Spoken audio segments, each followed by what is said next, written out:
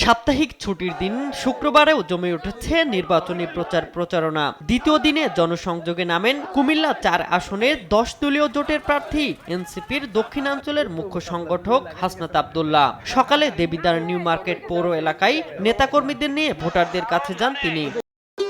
ভবিষ্যৎ হোক নিরাপদ, বিনিয়োগ হোক বিশ্বস্ত, আর আমার পছন্দ সল্ট বে। ওয়েলকাম টু সল্ট বে।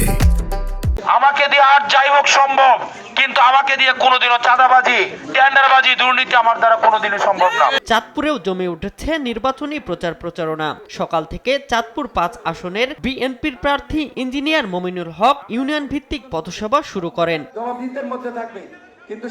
যশোর ২ আসনে নারী উন্নয়নের প্রতিশ্রুতি নিয়ে গণসংযোগ করেছেন বিএনপির জাতীয় নির্বাহী কমিটির সদস্য ও ঝিকরগাছা উপজেলা বিএনপির সভাপতি সাবিরা সুলতানা মুন্নি।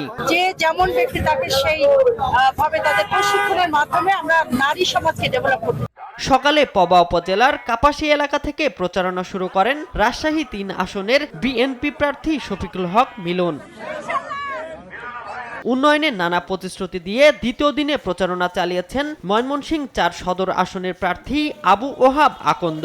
আমি এই বৃহত্তম শহর বানাতে চাই এবং এই এলাকাকে উন্নত করে আমরা বিভাগীয় শহরের ন্যায় অন্যান্য বিভাগীয় শহরের চেয়ে আরো আধুনিক রূপায়ণে আমরা রূপায়িত করতে চাই। লক্ষ্মীপুর ৩ আসনে বিএনপি প্রার্থী শহীদুদ্দিন চৌধুরী এনিউ সকাল থেকে শুরু করেন জনসংযোগ। ২০০১-এ যেহেতু আমি নির্বাচিত ছিলাম, এলাকার উন্নয়নের সঙ্গে জড়িত ছিলাম, সন্ত্রাসমুক্ত লক্ষ্মীপুর তখন গঠন করেছি।